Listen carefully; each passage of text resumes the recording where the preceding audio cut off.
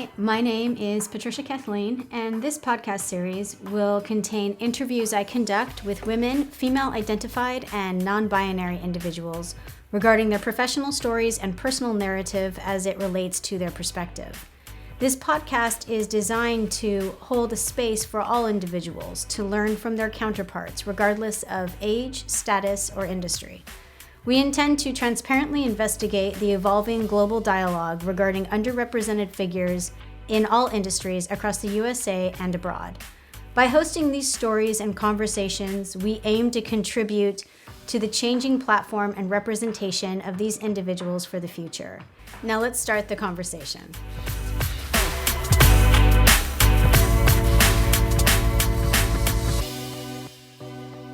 Hi, everyone, and welcome back. I'm your host, Patricia, and today I'm excited to be sitting down with Kim Woods. Kim is an MBA and Spiritual Consultant. You can find out more about everything we talk about, as well as all of Kim's work, on two of her websites, www.kecfreedom.com, and that will be transitioning into, you can also find www.kimwoods.com. Welcome, Kim. Well, thank you so much for having me, Patricia. I'm so excited to be here today. Absolutely. I'm excited to unpack everything that you're doing as well. We've had a lot of audience members. We're talking off the record, and we've had a lot of audience members write in asking why we are not speaking with more spiritual consultants and people who work with the spiritual areas of advisement. And so I'm really excited to unpack your work. You've got 3 books I can't wait to get into. But before we get to that, everyone who's listening, a quick roadmap for today's podcast. It will follow the same trajectory as all of those in this series. Namely, we will start by unpacking Kim's academic background and early professional life as it pertains to where she is right now. Then we'll look at unpacking her consultancy work, as well as all of the books that she has written, getting some key terms defined so that we all are on the same platform as comprehension. And then we'll look at goals that Kim has for herself and her work and maybe some of her clients for the next 1 to 3 years. We'll wrap everything up with advice that Kim has for those of you who are looking to get involved or perhaps emulate some of her success and her line of work. Before I start peppering her with questions, a quick bio on Kim. Kim E. Woods is an MBA and spiritual consultant to high-performing entrepreneurs and global leaders, has founded multiple 7-figure brick-and-mortar businesses. Her life truly began once she recognized that while she had checked all the boxes, so to speak, she had still lacked a true feeling of satisfaction and power and contentment. When Kim finally embraced her own spiritual coming out, she was not only able to physically heal her son, but also to help herself and her thousands of clients around the world to find their true purpose and step into their power, creating alignment, profit, and a feeling of unparalleled satisfaction. So, Kim, that's an amazing bio. It's a superhero bio. I love it. My daughter was looking over it and was like, this is amazing. I want my bio to read like this one day. And I was like, I know, it's so powerful. And I think it speaks a lot to the work you've done, and I want to climb through those. But before we get to that, I was hoping you could give us like a brief description of your academic background, professional life, even some of your personal life that plays into what brought you to where you are now. Oh, certainly. It's a long story. I won't date myself, but it's a little bit longer than I'd like to admit.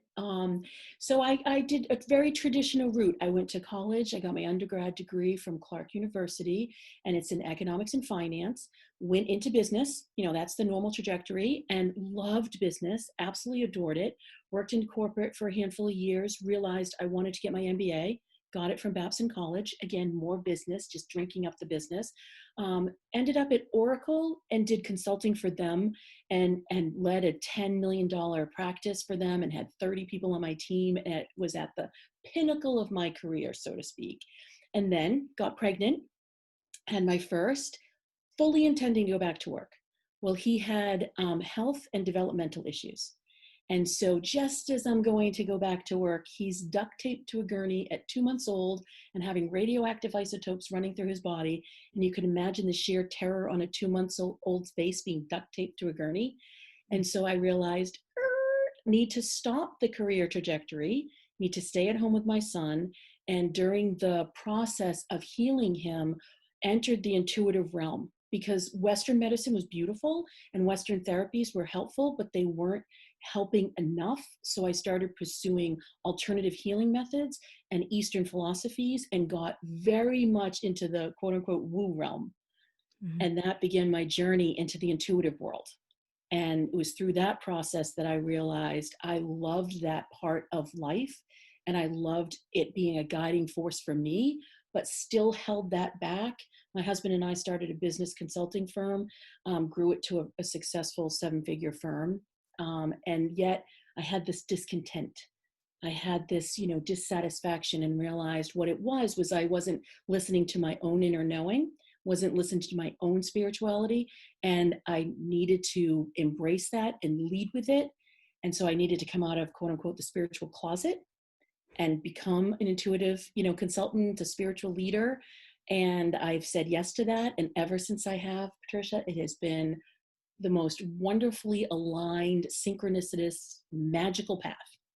Yeah. I mean, it sounds like it from the prolific body of work that you've put out. Can you speak to kind of, did you do any training or certification? How did you, it sounds like you were endeavoring for a series of years, towards the knowledge base and things like that. But did you go through any formal or structural training? Did you study under anyone? Did you have mentors along the way? I did. I started the way people typically do, just, taking all these workshops and, pursuing other bodies of work. I have a master's in Reiki, for example, and that's relatively mainstream now. I did not study acupuncture, if you will, but I did study Chinese medicine, and that was less formal. But that was very much a part of healing my son. And then from a more certification perspective, did study astrology with Stephen Forrest and have my quote unquote master's in astrology, studied human design, studied Akashic records with Linda Howe. So most certainly did dive into those larger systems to get answers about like oracle knowing. Because that for me, even though that was my leader, if you will, that I had that intuitive knowing, I didn't believe it for the longest period of time. So got vast amounts of knowledge to then believe in it. And now, here I am years later, absolutely believing in that. And when I get a little hint preview for the later on in this broadcast, I will be talking about advice on that. Fantastic. I'm curious, and forgive me if this sounds naive, because I know when the word intuitive is used, it means like, this kind of self-implicit knowing. And so I garner that a lot of your career in this genre has been self-driven and self-guided. But was there a way that you curated outside of that self-driven knowledge, which techniques you would endeavor to learn and then use to employ in your practice? Certainly. And this was really the underpinnings for me writing the All About Magic book. I know we want to unpack those books as well. I did that because when you step into this, Western philosophy, this intuitive world, it's vast. And there isn't like a quote unquote professionalized system or process or even corridors to go down. And what I found was that all the information I was gaining was wonderful and very helpful, but I didn't really have a placeholder for it. So the purpose of that book was to put things in their rightful place, i.e., was it for oracle knowing and divination? Was it for energetic or vibrational healing? Was it for that inner guide? Was it really dancing with the cycles and seasons? And that's the way that book is formatted, because there are certain things that fall under each category, and knowing which categories you're pursuing is really helpful to help, to figure out. So you're asking me that question, what is in my work? So the divination of the inner knowing, honestly, I'm going to go way woo here. I channel the voice of your soul. I literally step into the stars the minute you were born. However, for the tools of communication, I talk about astrology. I'll talk about the energetic mapping with human design. I'll talk about your Akashic records and your generational lines and your soul DNA. Because as I tell my clients, it doesn't matter that I know, it matters that you know. So if I'm sitting here going hum diddy dum dum dum and saying all these beautiful words, and you're not leaning in and embracing it, that's just a marginally interesting exercise. It's much more beneficial when you're leaning in and you're saying yes, and you're having that moment of clarity. That's where we first begin, is that moment of clarity, of you shedding all the expectations of others and stepping purely in the knowing of you. Yeah. That's where it begins. And that I mean, and it sounds like true transformation, everyone from diet to career clarification and things like that talk about, coming into that awareness of oneself. I'm wondering about what I want to put just a few logistical, boring aspects to your consultancy work for everyone listening. So, when did you officially kind of launch your website and your consultancy, where you started taking clients on and really implementing techniques and work with them? It was late 2015, 2016. I will tell you the quote unquote coming out was a long process. I had done this work very much behind the scenes in my business consulting practice. My clients would say, "Kim, keep the woo at the door." But then yet when I'd walk in, and I was doing large corporate work, I'd walk in, everybody would say, "Oh, I feel so much better. Our psychologist or our therapist is here. When she walks into the room, everything goes much more smoothly." Well, clearly I was doing a lot of things where I was working with the energy behind the scenes. I was helping, land some things for them, but I wasn't talking about it. And it became imperative for me to talk about it and lead with it. And it was around that about 5 years ago that I said, I just can't stop myself.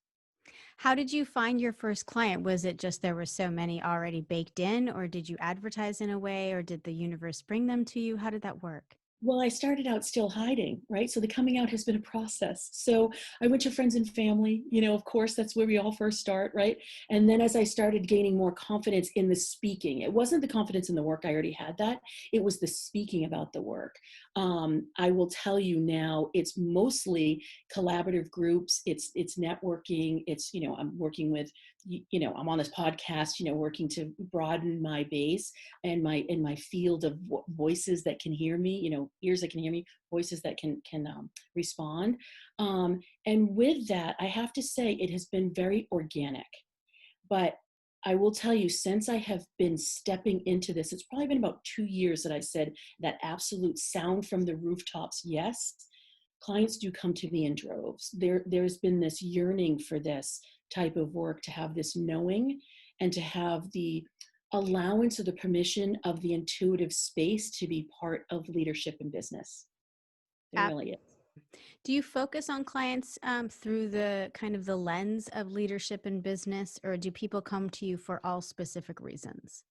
It's, my background is in business and I do have a lot of leadership experience. So I feel as if the universe works with what you are and what your signature is. That's who you will attract. But I will be honest, I do have a lot of people that are just stepping into this path and are wondering about what to do with it.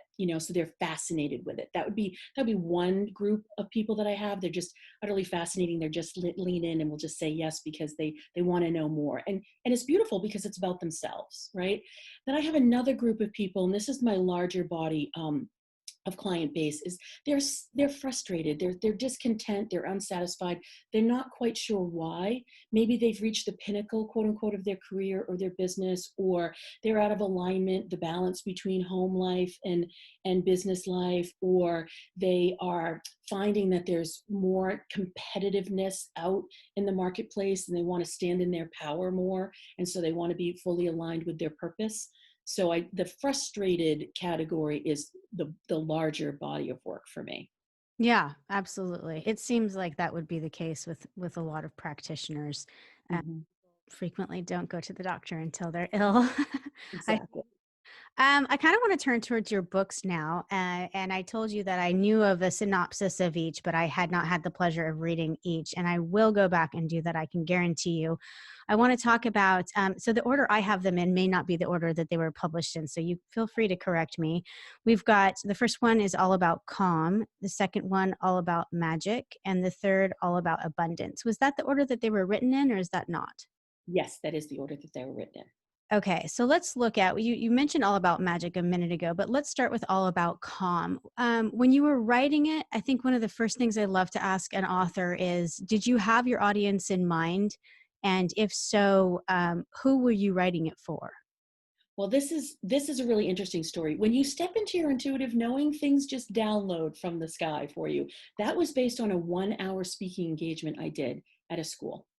And what I was doing at the time, because my son had so many developmental issues, I had a lot of parents coming up to me asking me for advice, all the time, and I would freely give it. I mean, this is something that I am passionate about, even though I don't have a business surrounding it. And so what I found was that when parents and children, when there is something wrong developmentally, and I say wrong, it's just skewed. there's a tremendous amount of anxiety. And so I kept running into anxiety and running into anxiety. So I started doing some speaking engagements on it. And what I found was that people were really, like really yearning this. This was something so needed. And then I started looking at some statistics and I thought, oh, good Lord, this is desperately needed. Yeah. And what I ended up doing was I ended up formulating 10 tips. So if it's a book about calm, we want it to be easy to digest. We don't want it to be something that is difficult to process. And so there are 10 tips, and they are in 3 categories, because what I find is that that's that moment where you might need calm if you're in a marginally stressed in situation. It's just it's just an immediate kind of thing, and you're reacting versus responding. So I have a category of tips for that. And then I have that you need a little bit more than that. That's not going to be enough. Taking a breath is just not going to be enough. And there's a pause moment that you might need. It might take a few beats for you to get there. So there's a handful of tips around that level. And then the next level is, no, you need an absolute reset. You need a change of scenery. You need to kind of walk away from the situation. You need a little bit more space. And so that whole book was for parents, for children. There's a teen section and there's a kids section for that. That was primarily because I birthed it, quote unquote, in a school environment. It is primarily for parents and children. Nice. That's amazing. And the the impetus for it, and having children with specific needs and different needs and extra needs, and the anxiety in that arena, I think has really exploded, over the past decade. And the need for I don't mind issues, but when there aren't action items, I begin to hyperventilate, marinating on issues over and over. And so with the advent and the increase in autism, and then the redefining of the autism spectrum and things of that nature, that in and of itself did not disturb me, but the lack of public institutions that were willing to implement standardized ways of techniques and helping those individuals was just like alarming and hyperventilating for me. And I think that that's where parents get, it's not the initial every child is different moment. It's what's the solution, or what's the action item? How are we moving forward with this, right? And it sounds like this book kind of gives these steps of being able to kind of implement at least techniques to come into a peacefulness with it. Absolutely. To just connect both with yourself and with the children. And yes, that was exactly the purpose of this book, was because you need to take a beat, because there's questions in your mind, and you're right. It's either helpful or unhelpful, and it really is either the luck of the draw or your fortitude and persistence. Yeah. Whether the school is going to meet you or not, or whether you're going to find that right advocate or that right therapist. And plus, you're still growing a family, and you're still a person too. And so that just the layering of that is just almost too much. Oh, yeah. I don't think anyone said I've got time to have a child, plus this whole nother line of work I need to study, get ready for, prep my entire family, integrate into my life. It is a Absolutely. daunting task. So moving on to all about magic, you talked about kind of putting into place and perspective techniques and things like that. Can you kind of further elaborate on that? Yeah, again, you step onto this path, and it is, you go into the quote unquote magical world. And what is that? That could be yoga, that could be meditation, that could be mantra, that could be mindset, right? Those are the more mainstream. It could be acupuncture, really there are a few components to that. The first and foremost is that you're gaining awareness. So there is that, what you can call it oracle awareness at the very top layer of it, if you will. But at the very beginning, you're just becoming aware that there's this unknown and intuitive and space that you don't really, it's mysterious, right? Well, it's mysterious. Great. It's mysterious. What do you do with that? Right. There are a million books and so many workshops, but still you're taking this big gulp in this world that you may never have actually stepped into before. So the first part is the divination of that. It's going to give you, those types of systems are going to give you information about you. So we could even put human design in there, even though that's not in the book. Astrology is not in the book because they're too deep. I wanted to start at another level, like numerology and pendulums. They can give you information. You can ask questions and you can get answers. The next one is vibrational healing. That's where crystals live, and where any energetic work you do, like if you even massage therapy or even yogic breathing, that's in that world, because you're actually going into your body and you're gaining a sense of calm and of peace and of just awareness too on that level. But then there's a rhythm to the earth, and that's what elements come in and directions and the moon and the stars and the seasons. That was the next category I used. But honestly, the deepest thing, Patricia, is the fact that it's you. So what is in you? Like, you have your inner knowing, you have your inner guide. And people do talk about guides. That's where power animals will come in, or angels and ascended masters will come in. So I wanted to, again, put that placeholder of when you're beginning your magical journey. This book is a little bit like an encyclopedia, but it's more about the categories of things for you to delve into, and then you'll know where to put them. I think that's so crucial. You know, I am definitely a novice in a lot of these industries, though I have practiced yoga uh, kind of fanatically, unfortunately, for years. I had this big mantra as an individual about not being very good at yoga and being too competitive, and all of these little funny things that gave me a wonderful excuse platform to never do it. And Mhm. I did Pilates, you know, not yoga, that type of thing. But and then switched over, and of course that was my gateway drug into, you know, the entire universe. And I realized there was a lot of similarities between things I was uniquely attuned towards. But the more I read, the more I realized I had nowhere to define, start, or begin. You know, and it's Mhm. steeped in ancient history. It puts the Bible to shame. You know, Absolutely.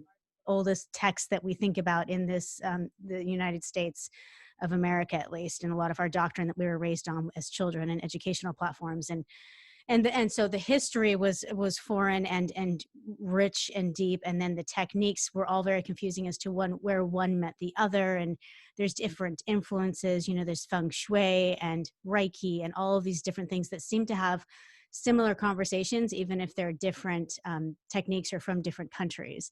And so an encyclopedia is just so mandatory for someone like me. I think it's just such a genius thing, and I hope that it's continued on in the future. Like, I hope that, you know, this book could not be big enough to handle everything that needs to be out there. There's actually another one that's being birthed, that it's all about magic mastery. And it's because I had to divide it into two, because that first book is, I think, 450 pages. I have 500 pages of the next book that I'm culling through right now. Exactly. And I don't know how much I've actually covered of it. Yeah, Yeah. absolutely. Wow, what an amazing amount of work. All right, so let's get into abundance. What is all about abundance about? Well, okay, so abundance, I'll tell you the bottom line of the book is that the abundance is really inside of you. But I will entertain, talking about the money piece of that and the prosperity flow of that. And so what I ended up doing was I ended up weaving some of the tools that were learned in the magical book and series to how to use them in your life. So what abundance does is we follow the elements. We follow that first, like, air of awareness. That's where everything starts. Your mind, that's where mindset work is so important, right? So, like, your mind says yes to something. Well, we dive into that. And I guess I like fours, because this is like the same as the magic book. It's like four pieces in each of the four categories. So we do four things, quote unquote, that are mental things, and that's where we start. But then we go down into the heart, and we go into that creativity, and we go into that inspiration. And when you're defining things that you're creating, first it's an idea, and then you get emotional about it. But then you have to get through what I call water, which is down more in the belly area, where you have to overcome fear and doubt and angst and maybe being paralyzed or stuck. And that's really where the rubber hits the road, Mhm. if you, so to speak, where you have to kind of, push away the voices of other and really go into your knowing and say yes, a very deep yes to it. And then you can birth it. And that's in the earthly realm, where then that vision or that idea gets birthed, and you are actually then doing it out in the world. And that abundance series takes, like, what I said, is magical tools and weaves them in, but there are exercises in there, like it's interesting to read about something, but until you can apply it, how useful is that? So that book, it's a cross between a workbook and a book. Wonderful. That sounds magnificent. I want to get into your process when you do client intake. Because I don't have any backing on this, my mind goes to the Western process, or even the Eastern ones that I've been familiar with, like the intake process. There's a form, there's an interview of some sort, a roadmap kind of documented out, or a suggestion of things to employ, and a certain length of service. How does it work for someone like you? Okay, so this we're going to get way, way, way into the woo on this. So literally, I just need your time, date, and place of birth. So, and of course, we have a discovery call to, to talk about what your priorities are, because I'm here to serve you. And so every time I work with a client, the magical number is 6 months. And so what ends up happening is I will get your information. And of course, I use the tools, like I mentioned before, whether it's the astrology or the human design or the Akashic records. If you're comfortable with any one of those, we can use that as a lexicon between us, because I want you to lean in and say yes faster than me being over here saying hum diddy dum. But that first session, literally, I open up all the energy of you. I go into your soul, and I look at your soul yearning. I look at your true purpose. I look at all your strengths and gifts, and I look at the issues that you've traveled with that you want to overcome. And what ends up happening is I almost channel write. So that's a process where you're so intuitive, you're writing, but you're not really cognizant of writing. And I write down all the things that download. And what I end up downloading are all that information I just talked about, but also too, like your generational lineage and your soul DNA stories come through, but then healing codes come through, like the healing methods that whatever, wherever you're stuck, or obstacles or patterns that you've created in your life. I just literally have a front and back piece of paper that ends up becoming a 6-month roadmap. But I'm also wildly practical. So I have discovery methods. If you're in business, there might be some business things, but if not, then there'll be things around family, or things around maybe money or communication style, or maybe your children. And then this literally, it's a piece of paper. It's like this ragtag little piece of paper, and I have all these beautiful things written down on it. And then we get to work. That first session is me downloading for you. And then the subsequent sessions are me doing, a touching base, looking at where you are, but then we're going in more depth with all those things that we've uncovered. And I actually, yes, I start channeling, and I've got light language and other language coming through, and I do the healing. And yes, see how far out of the spiritual closet I am now, Yeah, Patricia? I like that. This is good. I haven't been scared by any of it. Good, good. I don't think I scare easily, but no, I love it. I don't mind it at all. And I've loved the terminology, being so familiar with downloading, channeling, all of those things are being used wildly in corporate, even to describe, Google has meditation rooms. So Right. like we've gotten so we're so in awe of, of this idea and this need to connect. And the divisiveness between the soul, the personality, the occupation was always what was destroying us as a culture, and Absolutely. prohibiting creativity and things that really birthed beautiful human expansion. S- Absolutely. Yeah, absolutely. I'm wondering. So in the program, like 6 months tends to be a magical number for most people to get to where they need to be, and kind of hit their genesis. Is it weekly? And also, do you meet with people online now that the pandemic has hit? How does that work? Yeah, so it's been online. We meet in Zoom, and I found that the work didn't become diluted in any way at all doing that. And that's something that I did test, quote unquote, test a little bit, and it wasn't so beautiful. So we can meet in the Zoom room safely. So that's gorgeous. Each session is recorded. It really depends. The frequency depends on the appetite. I will not meet with somebody more than twice a month, because there is an integration process. There's the embodiment piece that we want to be honoring. Most people, if people don't have a business, then the once a month rhythm works really well, and we focus on them personally. Or if they have a business, then they don't want me to really do a lot of work in that. Other people, though, are formulating, they're pivoting. They're maybe opening up to something new. They're maybe like taking a little bit of a left turn. And so there is a lot of business work that needs to be done. And business is impatient. So with that, it will be twice a month. And one of those sessions is focused primarily on the business piece, and then one is focused primarily on the person. Amazing. Do you have aides or technicians that assist you, or is it just a sole enterprise? Right now, so perfectly timed question, because I just reached out to 3 people that I know that I'm going to be growing. And it's not growing in their own gifts, it's more growing in the way that I work, and not that we want to replicate that, because, there's something beautifully unique about each person. But I've looked at how I can bring one of these people in with my one-on-one work beautifully. And then I'm launching group program, and there's 2 people that will be helping me support that. Nice. That's Yeah. fascinating. We've had a lot of people reach in with questions, and I'm just going to do some rapid fire for you, if that would be all right, for just a few questions, if you'll entertain us. Audience questions that come in a lot, and I like to get a few of those voiced to let everyone know I hear you. So the first one is, how do you define spirituality in its complexity and the integration of spirituality into everyday life? That's an excellent question. And it's not a small question. So I'm glad you started with that. No, so seriously, so we use the term spirituality. The reason why I like that word is that it removes religious construct from it. Religion is beautiful. That's a way to practice spirituality.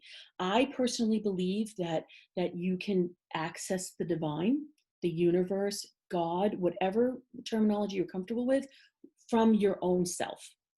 But sometimes you need process to do that. You need community to do that. And so, any way that you want to connect with yourself and connect with a higher level of knowing, I deem as spirituality. So, there's a meditative process, or there's a repetitive connection in silence or through nature, or you can do it through yoga or creating or cooking or moving. It's that you remove yourself from yourself. Hmm. That to me is the entry point or the doorway into spirituality. And spirituality, the way I define it, is the unknown. It's what you can't see, it's what you can't feel or touch. And it's really, there's so much of it, right? Like, there's so much of the unknown and the mysteries. I deem that to be spiritual. So how to incorporate it into everyday life is being in touch with you, being in touch with your inner wisdom, your inner guide, your moral compass, the way that you know that you are in the flow of your life, being in alignment. Trying to use as mainstream terminology as I possibly can use. It might look like going to yoga 3 times a week. It might look like running or walking the dog or laughing with children or losing yourself in gardening. It can look like all those things, but there's certainly moments of silence in your days. That's crucial and non-negotiable. Absolutely. And moments of silence. Well, we've returned to a major one, and I think it's moved the entire world. Talk about people being forced into a meditative kind of stillness.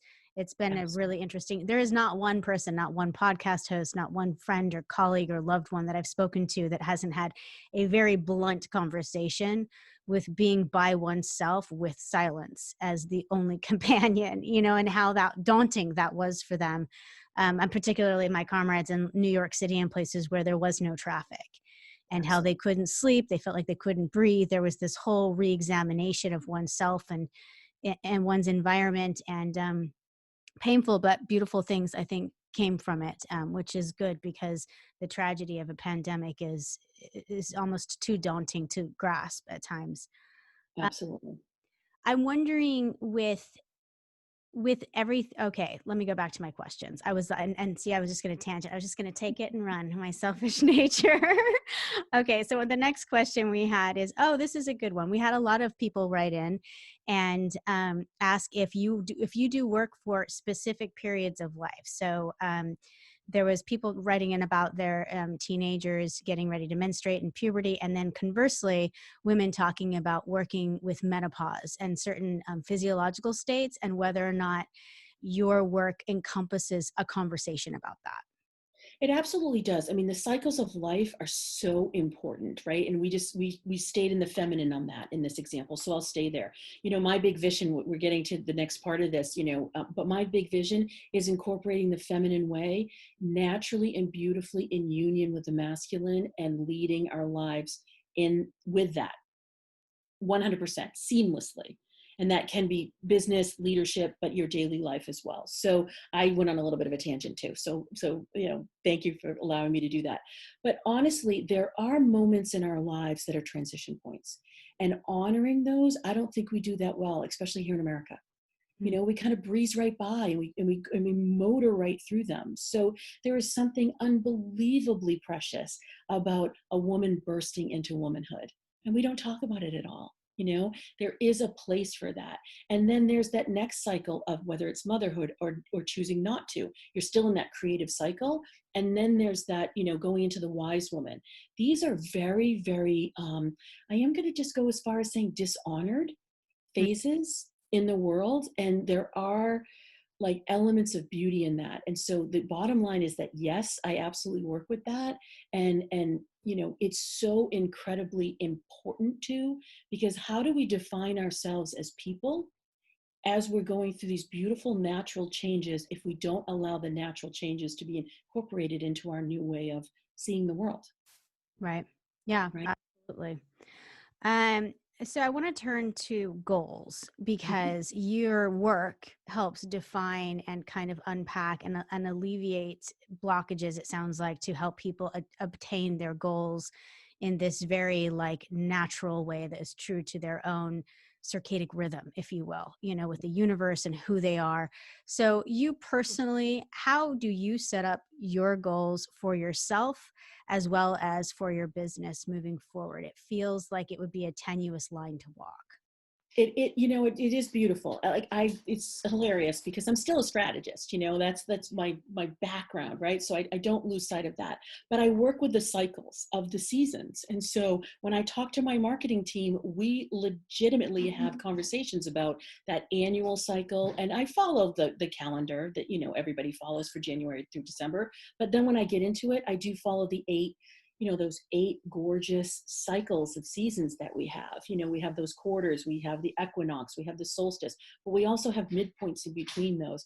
And so we talk about seasons. We talk about this is the season of, success, or this is a season of abundance, or this is a season of intuition, and this is a season of power. We have those conversations and they're beautiful. And if I look at them, I do absolutely follow the energies of the universe.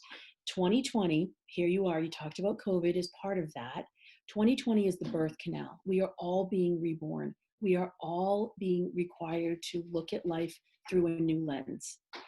Next year, 2021, we will be required to act in infancy because we're going to have that new lens.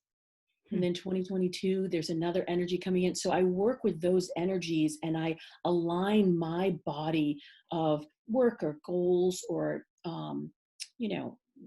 everything, literally everything is constructed based on that. Yeah. So it makes it easier on one hand and more difficult on another.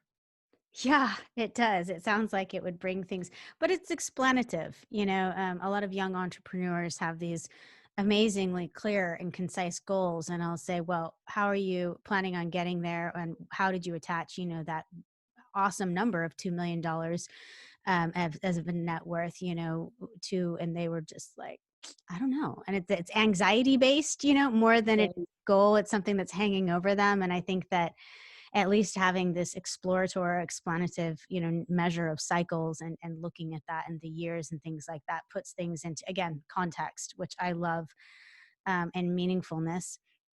I want to wrap everything up. We're running out of time, which is loathsome because I have so many more questions to ask you. However, this is my favorite part of everyone who follows this particular series knows that this is my favorite question, and she's never going away because I love it and it always changes and it leaves me and I think the audience on a really great note. But I'm wondering if you bumped into someone at a safe social distance tomorrow in a park or a garden, and they said, "Kim, I'm so glad I found you.